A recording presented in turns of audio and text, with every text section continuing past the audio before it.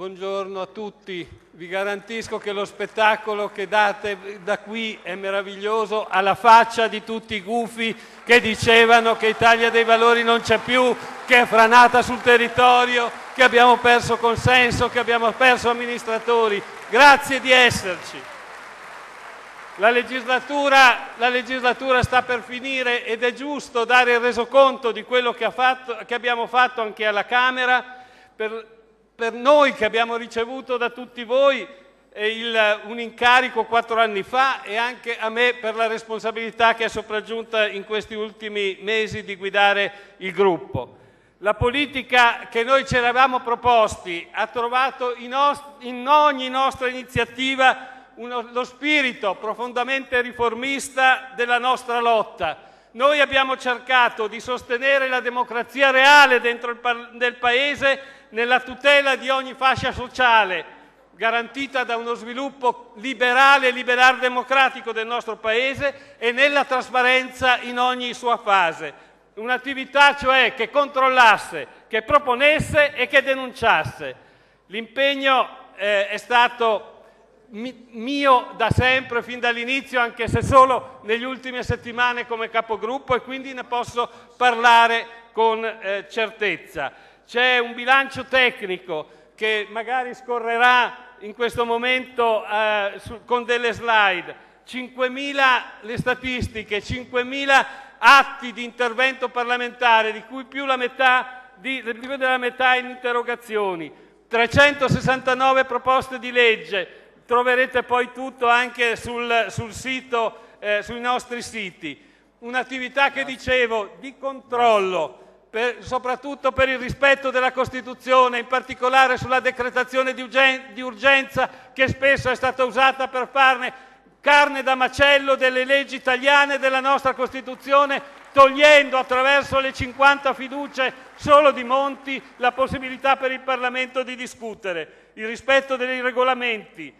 Attività di proposte. Ad ogni manovra del governo noi abbiamo presentato con grande, credo, capacità e profondità una contromanovra che, facendo salvi i saldi che il governo pretendeva, diceva dove andare a prendere i soldi per dare davvero non solo rigore ma anche equità e sviluppo al Paese. Ma ci hanno detto di no, perché non volevano toccare le corporazioni, non volevano toccare le lobby, non volevano toccare le banche, non volevano toccare le assicurazioni, ma noi gli abbiamo detto lì dovete andare a fare le liberalizzazioni.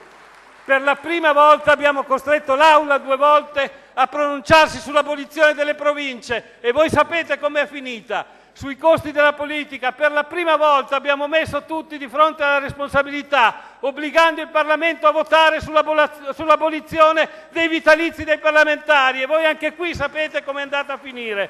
Ed altro, la nostra attività di denuncia è stata incessante, nessuno avrebbe riportato al Paese l'esistenza di una larga forma di evasione fiscale da parte delle banche, la questione della Morgan Stanley, i contributi all'editoria, le consulenze d'oro e via via, non sto qui a dilungarmi. Voglio però aggiungere ancora una cosa che reputo a mio giudizio importante. A questo bilancio tecnico sento di dover sottolineare la serietà, l'impegno e la passione dei nostri deputati, specie in un momento in cui veniamo additati come casta, in un momento in cui dobbiamo rispondere dei vari Maruccio, sia di quelli che lo hanno fatto consapevolmente, ma anche di quelli che dicono di essere stati a loro insaputa.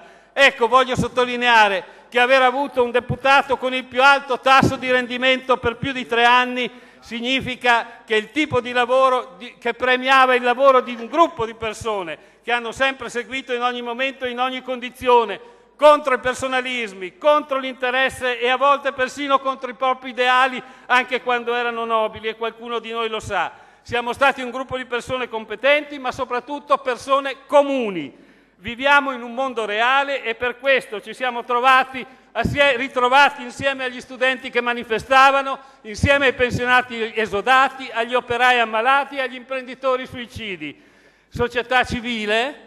Noi siamo sempre stati società civile, lo eravamo 4 anni fa, Società civile è un modo di vivere e di essere, non è una patente che qualcuno si arroga il diritto di dare, è un modo di vivere e credo che noi abbiamo vissuto da società civile. Nessuno di noi è perfetto, ma nessuno di noi rappresenta quella casta contro la quale vogliamo continuare a batterci.